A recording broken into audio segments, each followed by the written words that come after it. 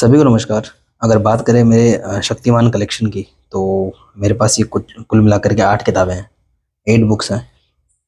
राज comics का जो शक्तिमान का कलेक्शन है, डायमंड कॉमिक्स में भी शक्तिमान की बहुत सारी बुक्स आई थी। एक है मेरे पास उसमें से जो ओरिजिनल, उसका नाम मैं भूल गया, मतलब अभी मैंने उसका रिव्यू भी किया था कुछ दिनों पहले, जिसमें ओरिजिनल वाली भी थी और दूसरी भी थी। और ये था मेरे पास में, ये कुछ लिस्टिंग सी है, ये एक बुक है मेरे पास में, हमारा प्यारा शक्तिमान। और जहाँ तक मेरी इंट्यूशन कहती है, जहाँ तक मेरा नॉलेज कहता है, कि मुझे लगता है कि शक्तिमान की आखिरी कॉमिक्स थी ये, राज कॉमिक्स में। तो इसका अगर हम पीछे लिस्ट देखें, तो हमें पूरी एक लिस्ट मिल जाती है आपके सामने, 13 किताबों की। जो 14 यानी कि 14 जो कॉमिक्स था, वो जोंक जोका इसमें लिखा तो है, पर मैंने कभी देखा नहीं। हो सकता है कि डिसकंटिन्यू हो गया हो, बना ही ना हो, ये भी हो सकता है, देख लेंगे इसकी बात हो तो इसके हिसाब से हम चलते हैं। ठीक है, तो यदि इसके हिसाब से बात करें, तो ये शुरुआत की 5 कॉमिक्स मेरे पास पूरा सीक्वेंस में है। काकोदर का कहरी वो रही, ठीक है। फिर आ जाओ शक्तिमान ये रही। फिर है अदृश्य मानव ये रही। इनविजिबल गैंग ये रही। और इसके अंदर है कष्टक ये रही। कष्टक की मैंने थोड़ा सा इस सीक्वेंस में रख दी। कष्टक की 3 कॉमिक्स है मेरे पास में, कष्टक, आया कष्टक और कष्टक का कहर, ठीक है। जबकि टोटल इसकी 5 किताबें आई हैं। कष्टक, कौन है शक्तिमान, जो कि मेरे पास अभी नहीं है। आया कष्टक ये पड़ी है यहाँ पर। फिर है कष्टक का कहर, वो भी है। और लास्ट है कष्टक का अंत, जो कि मेरे पास नहीं है। और इसके बाद कुछ और ही आई हैं, डॉक्टर ये केकड़ा मैन, जीत गए केकड़ा मैन, डॉक्टर जयकाल, ये सब मेरे पास नहीं है, हमारे पास शक्तिमान यूनिवर्स में है। तो मोर और लेस ये है शक्तिमान का कलेक्शन। और शक्तिमान की अगर मैं बात करूँ, टीवी सीरियल था, 90s में आता था, 1995 6 7 उस समय का मेरे को याद है अच्छे से।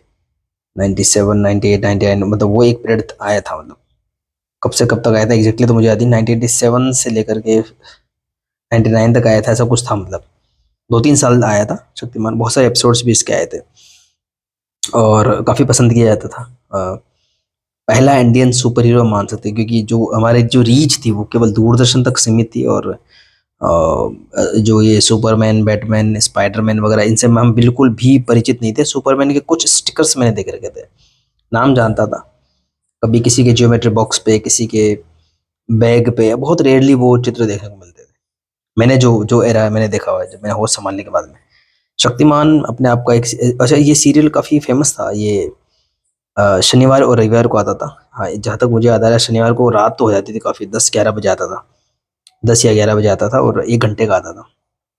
और रविवार को उसका रिपीट टेलीकास्ट होता था। और मम्मी ने एक बार देखा था और उन्होंने मुझे बताया था कि ऐसी स्टोरी थी। और फिर अगेन जो रविवार को रिपीट टेलीकास्ट हुआ, वो मैंने देखा। काफ़ी बड़ा एक एपिसोड था। फिर इसमें कुछ चेंजिंग करी गई थी, एक बार शनिवार को कर दिया था दोपहर में, 10 11 12 बजे। तो उस दिन क्या हो गया, बच्चे छुट्टी रखना शुरू हो गए थे, वो स्कूल जाने नहीं जाते नहीं थे, कोई बहाना मार लेते थे।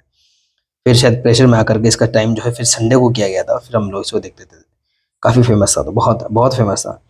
और वो ज़माना था, दूरदर्शन होता था हमारे पास में, किसी के पास, मेरे पास ब्लैक एंड व्हाइट टीवी था। मैंने शक्तिमान कभी कलर टीवी नहीं देखा, नेवर। 2004 में मैंने जैसा पहले बताया, मैं कलर टीवी लाया था, तो हमारे घर में कलर टीवी आया था, आई एम सॉरी। और तब तक तो ये सीरियल बंद हो चुका था। डेफिनेटली अब तो यूट्यूब वगैरह पे हम इजीली देख सकते हैं, वो बात है, तब नहीं था। और जैसा कि मैंने पहले अनबॉक्सिंग्स वगैरह में शेयर करा है, कि मैं ये जो शक्तिमान का टोटल ये जो ड्रेस है, कैसा वो है, उसको फिगर आउट करने में भी कई एपिसोड मुझे लग गए थे, उसको देख देख करके याद रखने में। कभी लाइट वगैरह चली जाती थी, या किसी के बेचारे अगर कहीं गाँव जाना होता था, या कभी शादी वगैरह में, तो वो मिस होने का बहुत दुख होता था, मतलब शक्तिमान के एपिसोड्स वगैरह। बहुत सारी यादें हैं, खट्टी मीठी यादें जुड़ी हुई हैं शक्तिमान के साथ में। डायमंड कॉमिक्स से शुरुआत करी थी, मतलब शक्तिमान की जो कॉमिक्स मिलना शुरू हुई थी, वो डायमंड कॉमिक्स में मिलती थी। मैंने वो देखी नहीं, बहुत रेयरली किसी दुकान पे किसी बच्चे के हाथ में देखी होगी। और उसकी क्वालिटी डेफिनेटली बिल्कुल बेकार थी। डायमंड कॉमिक्स मुझे अभी भी पसंद नहीं है। डायमंड कॉमिक्स को अगर मैं मेरा जो कनेक्शन है वो चाचा चौधरी, रमन बिल्लू के उनसे, बाकी तो बिल्कुल मुझे नहीं पसंद आती थी। और रिप्रेजेंट की क्वालिटी कभी भी अच्छी नहीं देते वो। इवन चाचा चौधरी जो इतना फेमस करेक्टर था, उसकी भी क्वालिटीज अच्छी नहीं थी। तो खैर वो आती थी बुक्स वगैरह, जो भी शक्तिमान की शुरुआत की स्टोरीज थी, कैसे शक्तिमान बना, क्या है क्या नहीं है, इलेक्ट्रिक मैन, कपाला, ये सब कुछ उसमें आ गया था। उसके बाद में ये आई, शक्तिमान और काकोदर वगैरह, आई थिंक 1998 में आई थी शायद तक, जहाँ तक मुझे याद रहा है। 98 99 में आई थी ये किताब, अ, काकोदर का कहर। अब इनके साथ में अब मैं समझ पा रहा हूँ, जो मैंने जितना मैंने स्टडी करा, जो मुझे समझ में आया पब्लिकेशंस के बारे में या राज कॉमिक्स के बारे में, कि वो कभी भी ऐसी कोई बुक नहीं पब्लिश करेंगे जिसके बिकने की संभावना ना हो। तो अगर फिर से वो वही स्टोरी उठाते हैं शुरू से अंत तक की, तो मुझे लगता है उनको उनके हिसाब से जो, क्योंकि एक अपना एक उनका पाठक वर्ग होता था, तो यदि डायमंड कॉमिक्स से बुक्स उन्होंने पढ़ रखी है तो उनमें बिल्कुल भी इंटरेस्ट नहीं जगाएंगे, तो कैसे करें इस चीज़ को। तो उन्होंने बहुत ही क्लेवर एक स्ट्रेटेजी अपनाई, जो स्टोरी आ चुकी थी उसको ना रिपीट ना करते हुए बहुत ही शॉर्ट में उसको लेकर के काकोदर का कहर और आ जाओ शक्तिमान, ये 2 पार्ट में उसको एंड करा। जो काकोदर के जो मेन जो विलेन था, मतलब एक्चुअली मेन विलेन तो क्लिविश तमराज क्लिविश था शक्तिमान में, और काकोदर उसका पहला मोहरा हम कह सकते हैं, मतलब अलग अलग मोहरों से जो क्लिविश है वो शक्तिमान के विरुद्ध चाले चल रहा होता था, ऐसा कुछ होता था। तो सबसे पहला जो था काकोदर था, तो इसको काकोदर का कहर बनाया गया। राज कॉमिक्स में मुझे जो बातें इसमें लिखी हुई है उससे मैं खुद भी एग्री करता था उस समय, मतलब मुझे भी राज कॉमिक्स बहुत पसंद थी। शक्तिमान की जो 8 कॉमिक्स मेरे हाथ में है, इनमें से ज़्यादातर कॉमिक्स का मैं कहूँ, इन 2 को छोड़ करके बाकी के जो कॉमिक्स है उसके अंदर श्री धीरज वर्मा जी जो दिवंगत हैं अभी, जिनका देहांत हो चुका है, उनका जो है चित्रांकन, जहाँ तक मुझे याद आ रहा है 2021 में उनका देहांत हुआ था, और उनका चित्रांकन था, जो कि कोबी और भेड़िया बनाया करते थे, और भी बहुत सारे कैरेक्टर बनाते थे, शक्ति वगैरह। और 1989 1998 का जो समय था वो डिजिटल कलरिंग का एक्सपेरिमेंट शुरू हो गए थे, और उनकी वाइफ का नाम जहाँ तक मुझे पता है मालती वर्मा था, धीरज वर्मा जी का, और वो जब भी डिजिटल कलरिंग करते थे तो क्रेडिट्स मालती वर्मा जी को देते थे। अब ये मुझे एग्जैक्ट नहीं पता कि वो करते थे या उनकी वाइफ करते थे, पर नाम मालती वर्मा जी का होता था। और उस समय जो बुक्स आती थी जैसे कलियुग निशाचर, काफ़ी फेमस है, बहुत सारे इनके वीडियोस बन चुके हैं, तो उनमें भी जो कवर्स वगैरह में डिजिटल इफेक्ट्स होते थे उसमें मालती वर्मा जी का या धीरज वर्मा जी का योगदान होता था।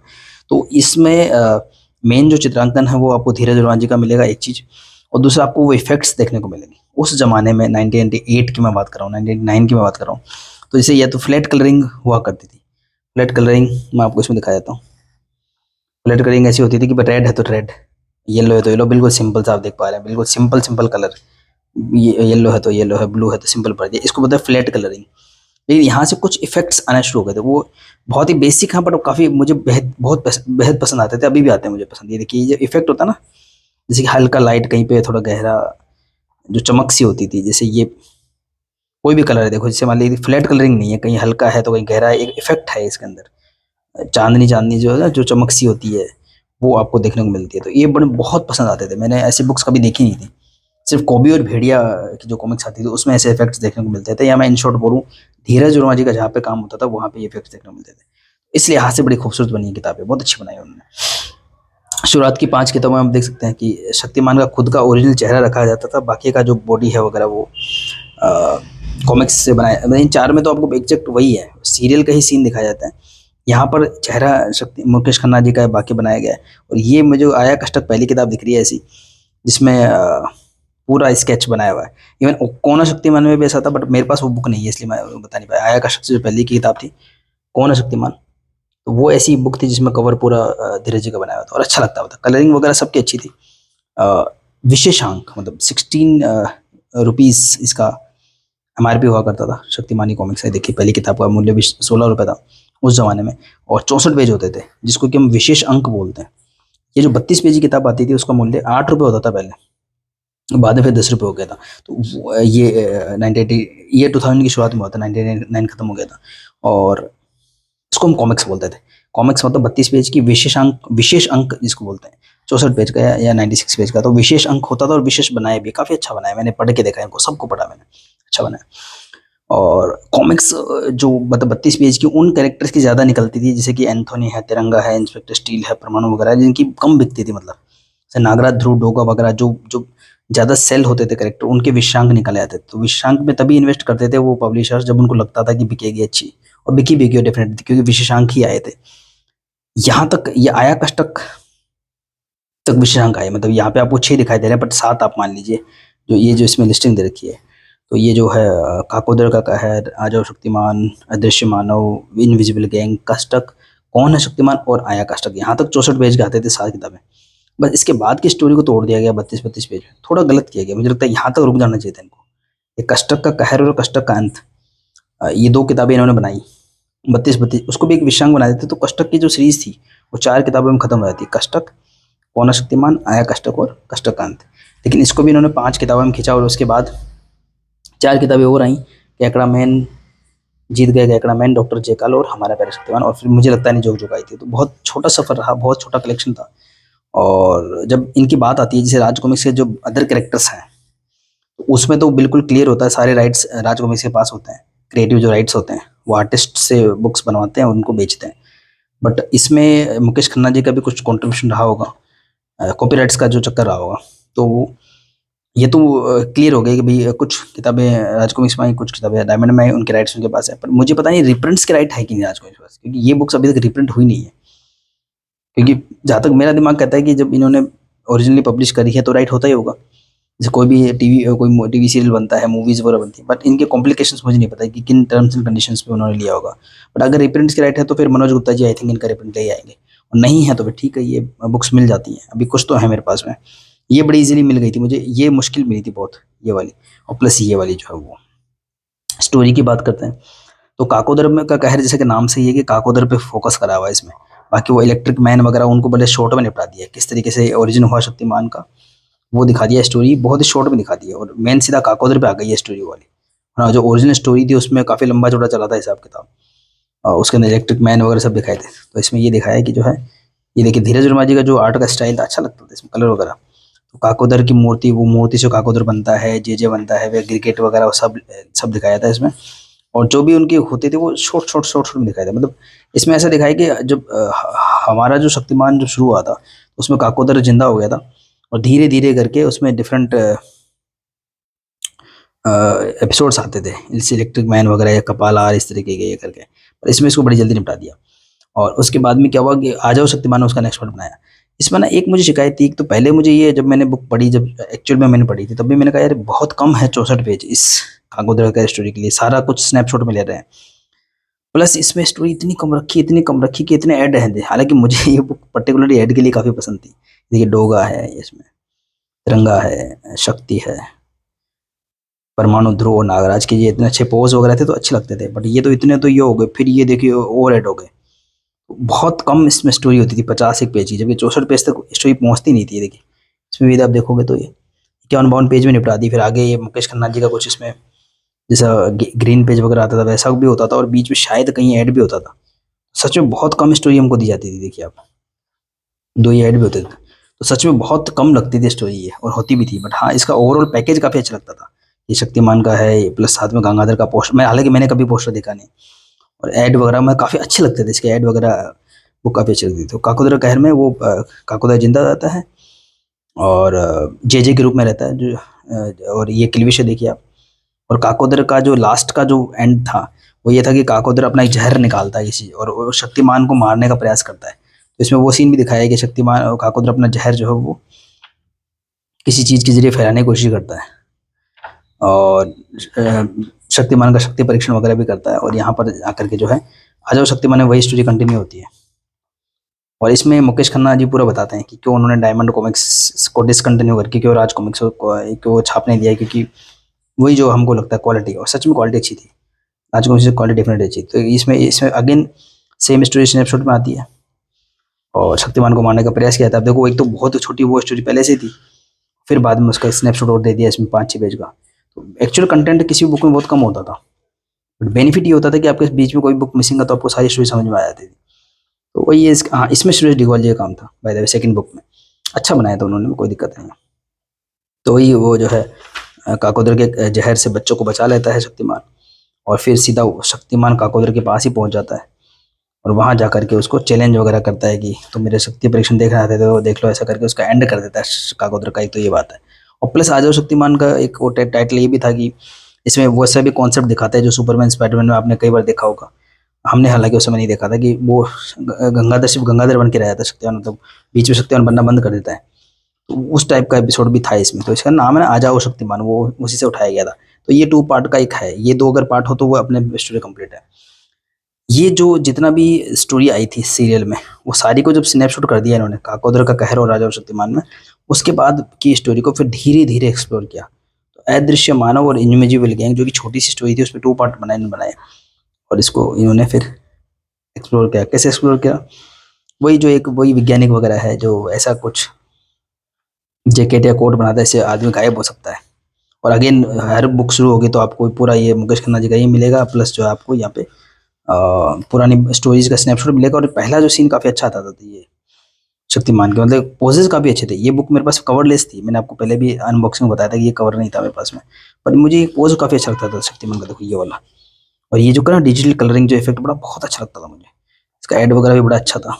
तो अदृश्य मानव वही वैज्ञानिक है, जो ये कलाकार है जिनकी डेथ हो गई थी, वो भी इसमें मेंशन किया गया था, जिन्होंने ये रोल वहाँ प्ले किया था।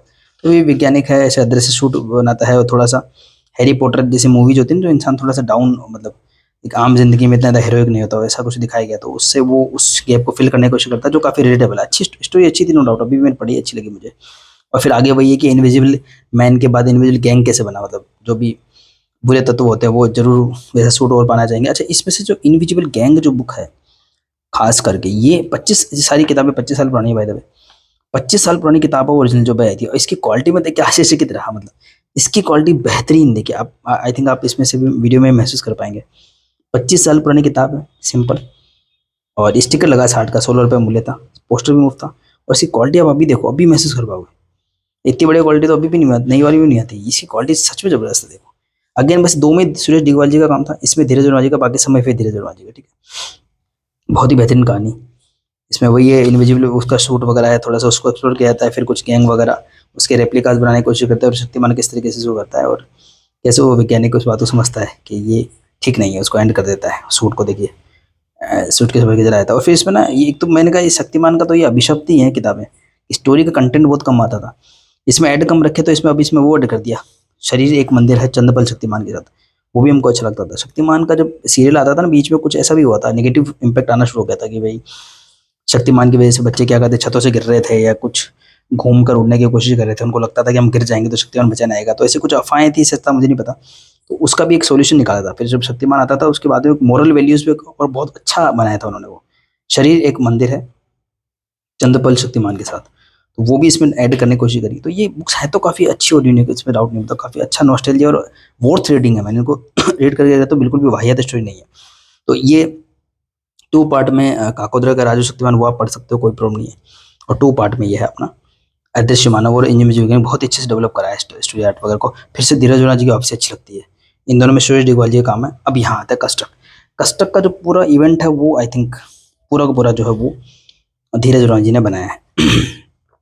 खाली जो हमारा पहला शक्तिमान मेरे हाथ में है अभी, ये आदिल खान जी ने बनाया, ये आदिल खान जी वही हैं, आदिल खान हैं जो जगदीश कुमार जी हैं, ललित कुमार शर्मा जी है, वो जो नवोदित उस समय कलाकार थे, और वो डायमंड कॉमिक्स में बनाया करते थे। तो इसको देख करके आपको डायमंड कॉमिक्स याद आ जाएगी। क्यों याद आ जाएगी? क्योंकि डायमंड कॉमिक्स में बकायदा आदिल खान जी बनाते थे शक्तिमान को, और इवन मैंने जो एक डायमंड कॉमिक्स का जो मैंने रिव्यू भी करा था, वो भी आदिल खान जी बनाई थी। और अच्छा देखो, इसमें ना मुकेश खन्ना जी का चेहरा आ रहा है, क्योंकि उनको एक्सपीरियंस था बनाने का। बट इतना बुरा, मतलब मेरे को उस समय अभी भी लगा है कि डाउनग्रेड कर देता है क्वालिटी को। कहाँ देखो आपको ये मैंने आपको इंडिविजुअल गैंग दिखाई है, मैं कस्टक आपको दिखाऊंगा यदि, तो क्या क्वालिटी देखो, धीरज वर्मा जी का काम है, फिर क्वालिटी है, डिजिटल कलरिंग है, सब कुछ है। और यहाँ करके ये इन्होंने करा, देखो ये राजको मिशन है, शुरू से बीमारी यही है, कॉस्ट कटिंग करना और चीज़ों को डिसकंटिन्यू कर देना बड़ा कि ये देखो, ये गीता विश्वास यहाँ देखो आप, ये गीता विश्वास ये थी, ये लग रही है किसी भी एंगल से ये वाली गीता विश्वास। और अगर इसके अंदर की चित्र आप देखो, इसमें देखो आने दो किसी गीता विश्वास को, कहीं पे भी आपको समझ में आएगा कि क्या क्वालिटी होती है। ये देखिए आप, जमीन आसमान का अंतर, कलरिंग आप देखो, मतलब कि डाउनग्रेड करने की बड़ी बुरी आदत है राज कॉमिक्स की। हालांकि नवोदित थे आदिल खान उस समय, लेकिन आज देखिए वो प्रलय का देवता सीरीज बना रहे हैं, कितना बढ़िया बनाया उन्होंने। और डोगा का भी अच्छा काम करते थे वो। तो काम तो उन्होंने फिर भी ठीक ठाक ही अच्छा ही किया था, मतलब इतना भी एवरेज नहीं था। बट ये फ्लैट कर मतलब इतना डाउनग्रेड कर दिया इसको, मैंने कहा ना ये कहाँ विशेष आंक से कॉमिक्स पे आया और फिर बिल्कुल बर्बाद कर दिया। इवन जो ये कस्टक का कहर जो एक कॉमिक्स है, वो उसमें भी है, धीरज जी का काम है, इफेक्ट्स हैं, लेकिन नहीं है। देखो आप ये इसमें इफेक्ट देखो, इसमें इफेक्ट देखो, आपको जमीन आसमान का अंतर नजर आ जाएगा। इसमें बिल्कुल ही फ्लैट पे आ गए, मतलब कलाकार तो धीरज जी रहे, और इसमें फ्लैट कलरिंग पे आ गए, और इसमें तो बिल्कुल ही खत्म कर दिया। मतलब ये इस तरह से डाउनग्रेड होकर खत्म हुई होगी कि जिस क्वालिटी की तलाश में या जिसकी शुरुआत यहाँ से शुरू हुई थी, वो डाउनग्रेड होकर के वापस वैसा ही हो गया। तो ये एक थोड़े कुछ डिसअपॉइंटिंग इवेंट्स जो कभी खत्म नहीं होते हैं। खैर, कस्टक की बात करो, एक्चुअली मेरा पर्पस कस्टक पे था, मतलब क्योंकि ये बुक्स तो मेरे पास हमेशा अवेलेबल थी, पढ़ा हुआ भी था, मुझे स्टोरी याद भी थी। कस्टक को मैं एक्सप्लोर करना चाहता था, हालांकि पूरी 5 किताबें नहीं थी मेरे पास में, कष्टक है, फिर कौन शक्तिमान नहीं है, देन फिर आया कष्टक है, फिर कष्टक कह रहा है, कष्टक अंत नहीं, पर वो समझना बड़ा आसान है। याद है मुझे, स्टोरी सीरियल देखा हुआ है, यूट्यूब पे भी कभी भी रिविजिट किया जा सकता है। हालांकि मुझे करने की जरूरत नहीं पड़ी, क्योंकि इसमें कष्टक की स्टोरी को बहुत अच्छे से एक्सप्लोर किया। मतलब है ये, मतलब मेरे को ऐसे लग रहा था कि भाई ऐसे कलेक्शन के हिसाब से ले ली शौक, पर नहीं है, सच में बहुत अच्छे से एक्सप्लोर किया। पूरा कष्टक का जो शुरुआत का इवेंट था, कष्टक क्या है, तमराज किल्विश जो है वो मेन विलेन है शक्तिमानी कॉमिक्स में। लबादा पहने हुए आपको निशाचर की याद आ जाएगी उसको देख करके। अगर आप राज कॉमिक्स 1989 में अगर पढ़ो तो क्या पता निशाचर भी किल्विश से इंस्पायर्ड हो उस समय। तो तमराज किल्विश जो है वो है मेन इनके पीछे। तो वो अपने अलग अलग मोहरों का प्रयोग करते हैं, कभी कपाला तो कभी काकोदर, कभी कुछ और। यहाँ पर क्या हुआ कि उन्होंने कष्टक का प्रयोग करा, मतलब पूरा काकोदर का एंड हो गया, वो बिल्कुल नहीं आएगा। कष्टक में क्या है, ताबूत में बंद है, पुरातत्व विभाग का कुछ खो चल रही थी, क्योंकि गीता विश्वास जो एक पत्रकार है वहाँ पर गंगाधर एक फोटोग्राफर के रूप में काम करता है। ये स्टोरी आपको सिमिलर लगेगी सुपरमैन और स्पाइडरमैन से मिलती जुलती कुछ, पर जो भी है, पर फिर भी इंटरेस्टिंग लगती है। चाहे राज और नागराज की बात करो, सुपरमैन क्लार्क कैंट की बात करो, स्पाइडरमैन पीटर पार्कर की, या शक्तिमान गंगाधर की, लेकिन सच में स्टोरी फिर भी एंगेज करती है आपको। तो ठीक है, वो वहाँ स्टोरी कुछ अपने कुछ उसको गीता विश्वास को कुछ अपनी स्टोरी बनानी होती है न्यूज़पेपर की, तो वो जाती है वहाँ पर। और वहीं आपको खोज में चल रही होती है, गंगाधर भी वहाँ पे आ जाता है। उसको लगता है कि गीता विश्वास किसी मुसीबत में ना हो इस वजह से, तो अपना थोड़ा सा उस ड्रामेबाजी जो करता है वैसा करते हुए वहाँ पहुँच जाता है ये गंगाधर भी। और वहाँ पे खुदाई वगैरह चल रही होती है। जो वैज्ञानिक होते हैं, जो पुरातत्वविद होते हैं, वो समझा रहे होते हैं कि कैसे एज निकालते हैं चीज़ों की, क्या उनका इंपॉर्टेंस होता है ये। उनको एक ताबूत मिलता है और एक तलवार मिलती है, यहाँ तक स्टोरी एंड होती है। और वहाँ पे एक असिस्टेंट होती है उस वैज्ञानिक की, वो थोड़ा सा क्यूरियस होती है, तो वो रात को उसको नींद नहीं आती, मतलब उन्होंने कुछ खुदाई वगैरह कर रखी होती है और उसको आगे एक्सप्लोर करने वाले होते हैं, लेकिन रात को जाकर के उस ताबूत को खोलने का प्रयास करते हैं और खुल भी जाता है, वो एक्चुअली टूट जाता है। और वो तलवार उनके पास में होती है, लेकिन वो क्या करती है कि जो है, ऐसा कुछ उसको महसूस होता है कि जैसे वो जो कष्टक एक्चुअली जो इसमें जो विलेन बता रखा है, वो उस ताबूत में कैद होता है और उसके हाथ में ऐसा होता है कि तलवार रखी आ सकती है। जैसे तलवार उसके हाथ में रखती है वो जिंदा हो जाता है, मतलब ये स्टोरी होती है। आगे फिर इसमें और एक्सप्लोर होती है स्टोरी। तो इसमें ना एक और चीज़ है, मतलब इसमें कष्टक की स्टोरी के अलावा एक चीज़ और है, शक्तिमान का सीक्रेट पता लगना। मतलब गंगाधरी शक्तिमान हम तो शुरू से जानते हैं, लेकिन गीता विश्वास नहीं जानती है। और वो थोड़ा बहुत शक्तिमान को पसंद भी करती है, उसके इंटरव्यूज वगैरह लेती है उसकी, क्योंकि पर्सनैलिटी से प्रभावित होती है शक्तिमान की पावर, सुपर पावर वगैरह से। इस पूरे इवेंट में उसको पता लगता है कि गंगाधर ही शक्तिमान है। ये एक बहुत बड़ा, और उसको धीरे धीरे डेवलप करा हुआ है। मतलब मैंने जब इसको रीड करा ना, सच में कष्टक की स्टोरी को बहुत बहुत अच्छे से इसमें एक्सप्लोर किया, इसमें डाउट 1% भी नहीं है।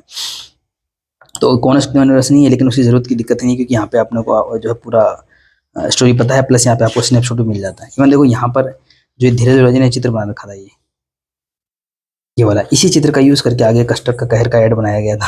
हालांकि इसका कवर अलग है। तो पहले ऐसे करते थे, ऐड से कवर बना देते थे। जैसे ये देखो यहाँ पे आ जाओ शक्तिमान है, तो आपको यहाँ पर आ जाओ शक्तिमान का ऐड से कवर बना के दिखा दिया, लेकिन सच्चाई है कि उसका कवर अलग था ऐसे। फिर आगे इनविजिबल जो गैंग वगैरह है, दृश्यमान है, उसका कवर ऐसा था। फिर इनविजिबल गैंग बंदे कुछ बनाते थे, फिर उसको असली कवर अलग होता था। तो ऐसे ही यहाँ पर भी कष्टक का कहर का कवर उसी से बना लिया गया था, अंदर का जो सीन था उसी से। खैर, तो वो कष्टक जो है जाग जाता है, नाम है जैसे कष्टक। एक्चुअली उसमें क्या होता है कि वो जो पुरातत्वविद होता है ना, उसमें यहाँ पे अजीब सी लैंग्वेज लिखी होती है उसमें, वो बोलता है कि इसको डिकोड करने में समय लगेगा, लेकिन उसको एक वर्ड समझ में आता है डिकोडिंग से, कि कष्टक। बस कष्टक मतलब जो कष्ट, जब ये इसमें स्टोरी ऐसी बता रही है कि 2500 साल पहले जब किल्विश ने कष्टों को चूज करा, तो कष्टक जब था धरती पर, तो दुनिया में कष्ट बहुत बढ़ रहे थे, मतलब दुख बढ़ रहे थे, खुशियां कम हो रही थी, लोगों में लड़ाई की प्रवृत्ति बढ़ रही थी। एक कॉन्सेप्ट तो काफी अच्छा लिया इन्होंने। जैसे अपने हैरी पॉटर वगैरह में तो दम पिशाच वगैरह, डिमेट्रोस वगैरह जो होते हैं, तो वो अच्छाइयों को चूस लेते हैं, ऐसा दिखाते हैं। जैसे जो पितृदेव संरक्षण का जो मंत्र दिखाते हैं, एक्सपेक्टो पेट्रोनम, जिससे आपको खुशियाँ, उसको अच्छी मेमोरी को याद करते हैं, तो वैसा कुछ कॉन्सेप्ट था। अच्छा दिखाया इसमें कॉन्सेप्ट। तो कष्टक जाग गया, तो देखो यहाँ बच्चों को प्रताड़ित कर रहा था, उनकी मदर आ जाती है उनको बचाने। ऐसा छोटे से इवेंट दिखा रखा, तो उसकी मदर को हिप्नोटाइज करके अपना गुलाम बना लेता है। फिर वो जो है एक उसके कहने पर ये ट्रक वर्क के सामने आ जाती है। मतलब ऐसे दिखा रहा है कि कितना खतरनाक हो सकता है कष्टक, देख क्या कलरिंग वगैरह है। और यहाँ पे ये डाउनग्रेड हुआ था शक्तिमान का। तो वही कष्टक का पूरा अच्छे से एक्सप्लोर किया है, कैसे कष्टक क्या पाव फैलाता है, क्या करता है।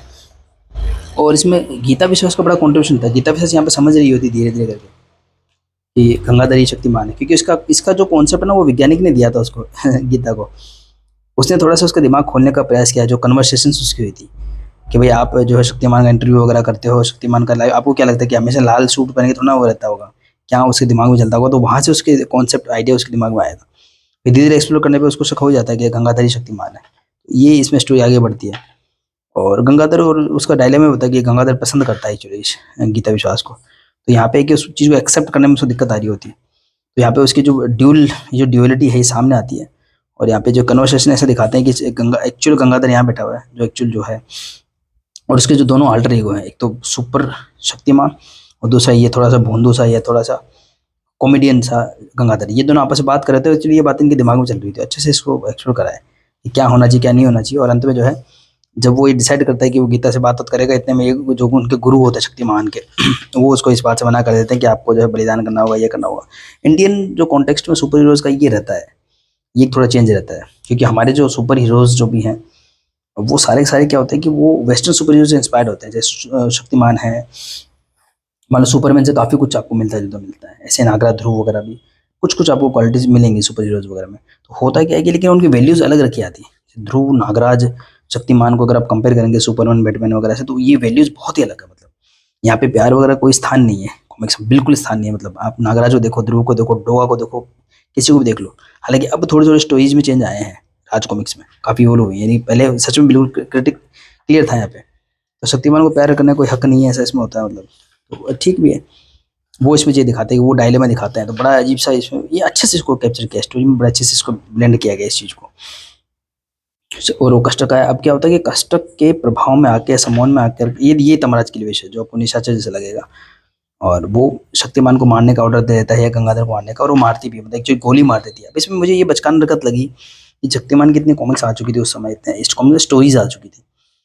तो स्टोरी मेकर क्या सोच रहे थे कि मतलब कष्टक अगर शक्तिमान को मरवाना चाहेगा, गीता विश्वास कहता तो क्या गोली से मारेगी क्या उसको? पर इसमें सच में लिटरली ऐसा हुआ है। तो वो गोली से मारती है गंगाधर को, क्योंकि उसको पता होता है गंगाधर शक्तिमान है, और सम्मोहन में एंटर होती है वो कष्टक के। लेकिन एक्चुअली क्या होता है, वो एक मिरर पे गोली मार देती है, इसलिए जो है गंगाधर बच जाता है। वो तो बचना ही था, गोली सुनना मरने वाला था, बट ऐसा कुछ होता है। और समझ भी आता है गंगाधर या शक्तिमान की जो गीता विश्वास के इन्फ्लुएंस में, तो उसको मुक्त करवाता है और कष्टों का कहरा में आगे बढ़ते हैं। तो वो पता लगता है क्या हो रहा है क्या नहीं हो रहा है। और इसमें एक बात और पता लगी, जो कष्टक की जो हालत हुई थी ना कि क्यों ये कैद हुआ था, क्या हुआ था।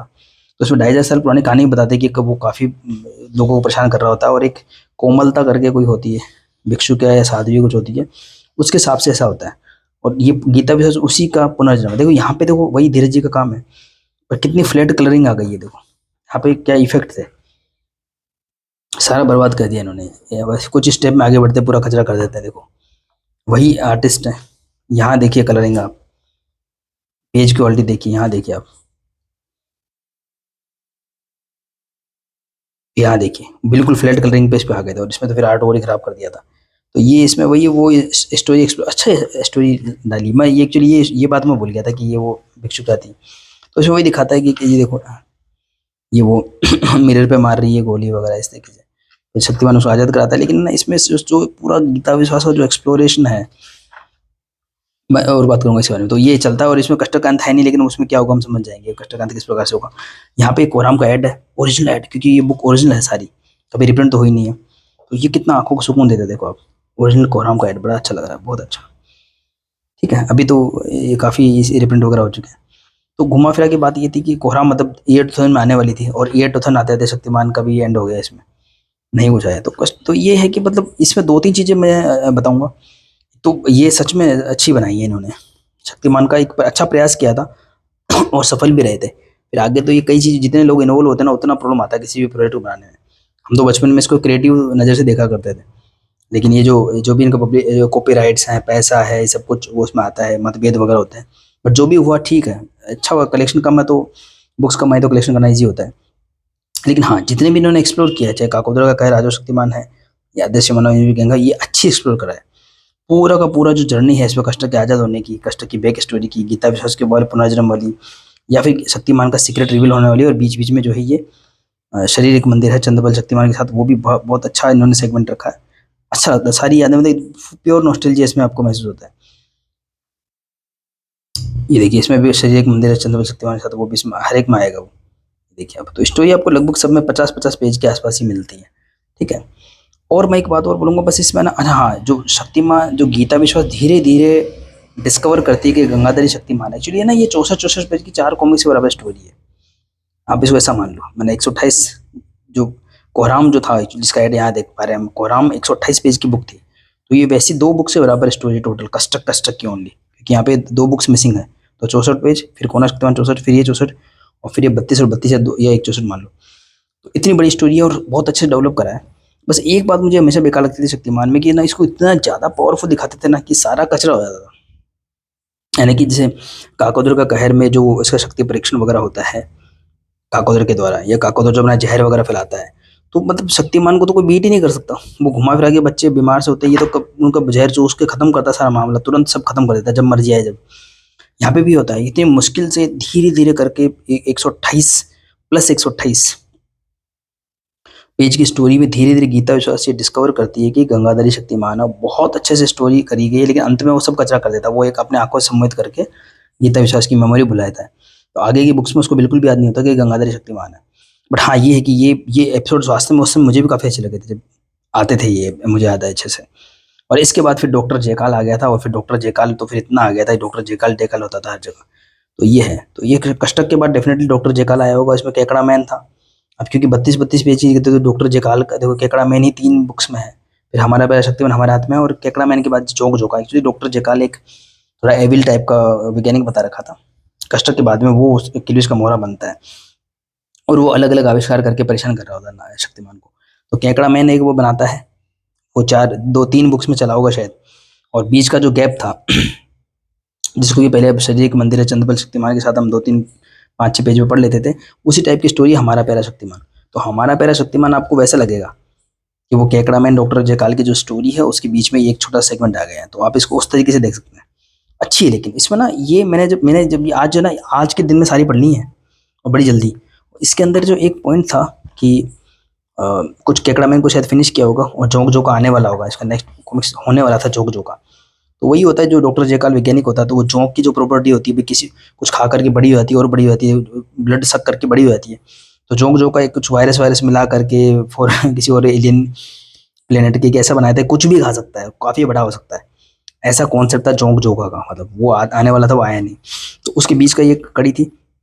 इसमें क्या बच्चे गीता विश्वास कुछ इसको शक्तिमान को इंटरव्यू देना होता है, वो इंटरव्यू बीच में डिसकंटिन्यू हो जाता है क्योंकि बच्चे कुछ गलत काम कर रहे होते हैं, गुटखा वगैरह खा रहे होते हैं। इसमें ना वो जो लाइन मैं आपको दिखा देता हूँ एक बार, ये देखो बच्चे गुटखे खा रहे हैं। तो इसमें ये कन्वर्सेशन आप पढ़ो ना, ये आज 2024 में ये कितनी पुरानी किताब है, और 2024 में भी आपको ये पूरी तरीके से रिलेवेंट मिलेगा, पूरी तरीके से। आप इसको अगर स्क्रीनशॉट लेकर के पढ़ना तो आप पढ़ भी सकते हो कि बच्चों को बोलता है भाई ये नहीं करना, गुटखा वगैरह खाना गंदी बात वगैरह होती है, ऐसे कुछ है। तो बच्चे क्या बोलते हैं, गुटखा जर्दा खाने वाले सिगरेट में तो काफ़ी जीनियस होते हैं। मतलब उस समय के जो पोस्टर वगैरह आते थे ना, सूट वूट पहन करके काफ़ी थोड़ा सा डॉन टाइप के और टॉप क्लास के लोग दिखते थे। पान मसाला तो ऊंचे लोगों को पसंद है, जैसे पहले कहता था ना ऊंचे लोग ऊंची पसंद, मानचंद वगैरह। तो इसने एकदम वही बातें बोली जो अभी हो रही हैं। अभी आपको देखा ना पान मसाले कितने ज़्यादा ग्लैमरस ऐड आते हैं। यहाँ देखो क्या बोला है शक्तिमान ने, तुम लोग झूठे भ्रम जाल में फंस रहे हो, वास्तव में ऐसा कुछ नहीं होता। असल में जहर को अमृत बताकर बेचा जा रहा है, जो आज हो रहा है आप देखते हैं। और वो जहर दिनों दिन देश के बच्चों के नशों में घुलता जा रहा है, और ये ऐसे उद्योग नहीं होने चाहिए। इसमें सब कुछ बताया है कि यार अगर गुटखा सिगरेट नहीं होंगे तो जो उस समय जो मैच वगैरह को स्पॉन्सर करते थे, जो होता है ना जो मैच वगैरह, तो वो कैसे होगा। बोले कि अच्छा ये प्रोग्राम तो तब भी होते थे जब ऐसी कंपनियां नहीं होती थी, तब नहीं होता था, क्योंकि सच्चा कलाकार और सच्चे खिलाड़ी को ऐसे को कभी ऐसा हिस्सा नहीं बनना चाहिए। आजकल हम देखें ना क्रिकेटर्स और बॉलीवुड के बारे में, आप इसको एक बार पढ़ के देखना तो ऐसे रिलेवेंट मिलेगी, ऐसा लग रहा है आज बोल रहा हूँ शक्तिमान। अभी इसका इलाज देखो, तुम्हारा कहना सही है शक्तिमान, लेकिन अगर जरा सोचो पान मसाला गुटखा अगर बंद हो जाएगा तो लोग बेरोजगार नहीं हो जाएंगे। तो इसमें बताया कि सेम वही कंपनी कुछ अच्छी चीज भी तो बना सकती है, उसमें तो मतलब एक एक तर्क इसमें देख करके शक्तिमान ने एक तर्क को काटा। ये सच में ये जो 2 पेज पढ़े ना, इसमें वसूल हो गया। मतलब मैं इसे थोड़ा नाराज था इस वाली बुक से, मैंने कहा ये बुक मैंने क्यों ली, पर सच में अच्छी है ये बुक।